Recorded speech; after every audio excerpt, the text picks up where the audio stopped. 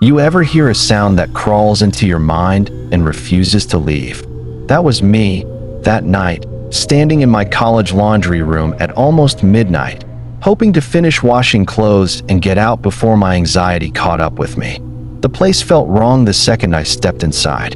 The lights flickered like they were being held together by hope alone, and the whole room smelled like wet clothes and something sharp, almost metallic. I tried to shake it off. Stress does weird things, right? I just wanted to wash my hoodies and sleep. But then I noticed it. One machine in the far back was running even though no one else was there. Old, dented, vibrating like something was inside it trying to claw its way out. I took out my earbuds because suddenly the music felt too loud. And the moment I did, the machine made this slow, muffled banging sound. Like knocking. 2 knocks. Then 3. Rhythmic. Patient. I took a step closer, because apparently curiosity is the reason horror exists in real life. I kept telling myself maybe a shoe was stuck. Maybe someone overloaded the drum. Maybe I was overthinking. Then the door behind me slammed shut on its own. My heart almost left my body. I turned around, expecting to see someone. But I was alone. Completely. And then a voice whispered behind me, "Don't open it." Soft. Female. Close enough that I swear I felt breath on my ear. I spun around so fast I almost fell over, but no one was there. Just this humming machine and me losing my mind. Now, any sane person would leave. But I wasn't sane. I was tired, irritated, curious. So of course I opened it. Inside wasn't clothes. It was hair. Long, stringy, dripping black hair twisted together like it had been torn off someone's head. And buried under it was a face staring up at me. Pale, waterlogged, eyes wide open like she'd been waiting for someone to lift the lid. I didn't even breathe. I stumbled backwards, and that's when the lights cut out. Complete darkness. Cold fingers wrapped around my ankle from the floor.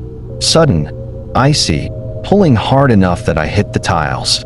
I kicked, screamed, clawed, anything I could do to get away. Then the lights flickered back on. And everything was gone. The hair, the face, the water, the hand. The machine was bone dry and unplugged from the wall.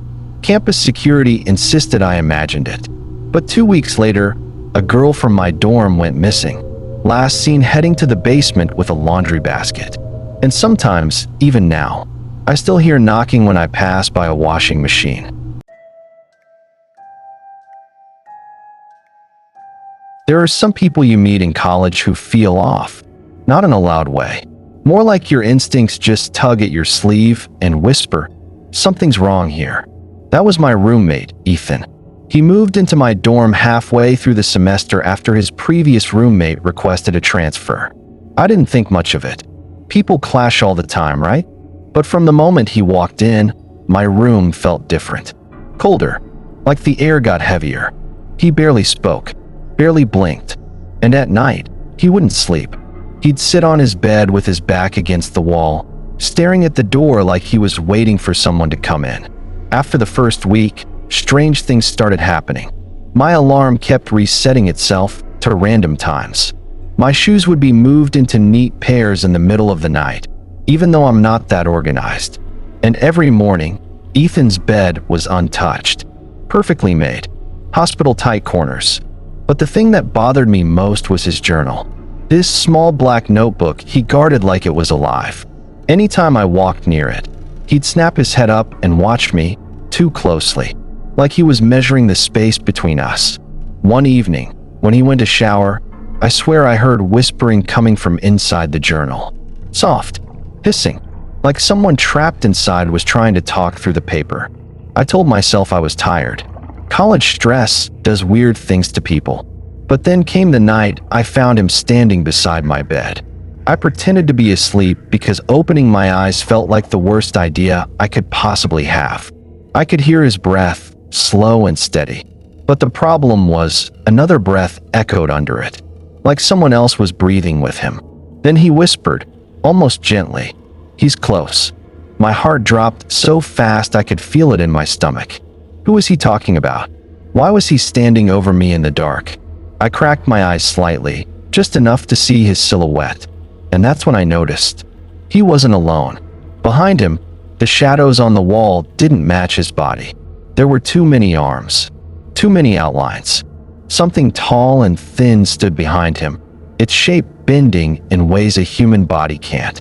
Ethan tilted his head like he was listening to someone beside his ear.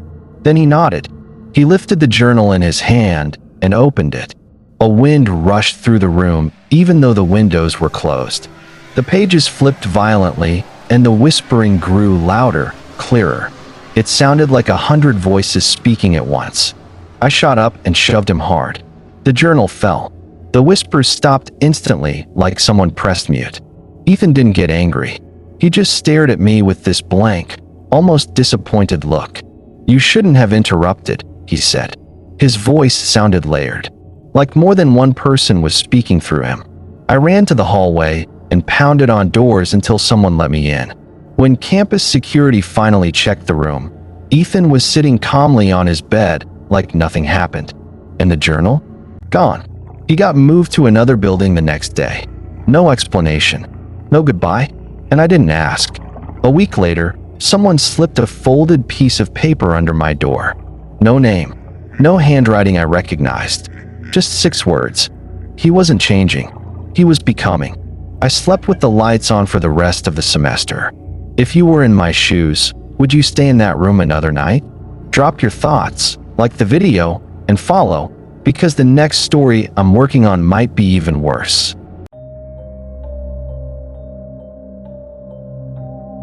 There's always that one room on campus people whisper about. Not because it's dirty or abandoned, but because everyone agrees something inside it is wrong. For us, that was room 319. People said a guy once wrote only 2 words in his final journal entry before dropping out: "Don't sleep." I laughed it off. People love to exaggerate. But then my friend Mark somehow got the key, and he dragged me there during a blackout, because stupidity and darkness are apparently best friends. The hallway to 319 felt colder than the rest of the building. Not normal cold. A cold that sinks into your bones and makes your chest feel tight. Mark tried to joke about it, but even he didn't sound convinced. He unlocked the door, and it opened on its own. Slow. Heavy. Like whatever was behind it had been leaning against it. The room was perfectly preserved. Bed still made. Curtains shut. A backpack sitting on the desk as if the owner would return any minute. But the walls. That's what froze me. Scratch marks. Hundreds of them.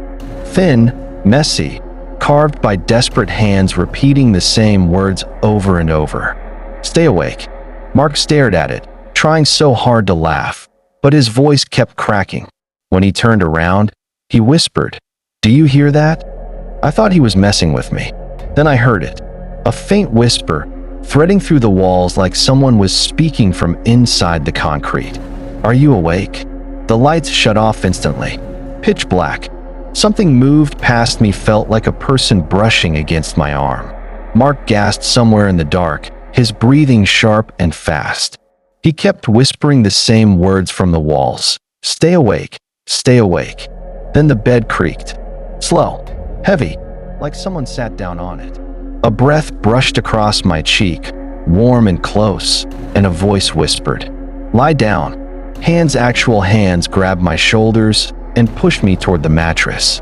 The sheets moved, wrapping around my legs, tightening like they wanted to pull me under. My mind wasn't working anymore. I just screamed until my throat stung. The lights flicked on, and just like that, I was standing by the door. But Mark? He was lying on the bed, eyes open, staring at the ceiling with a shaking voice. "Stay awake." Campus security dragged us out without asking anything. Like this has happened before. Mark left school that semester. He never explained what he saw while the lights were off. And honestly, I don't want to know. Some rooms stay locked for a reason.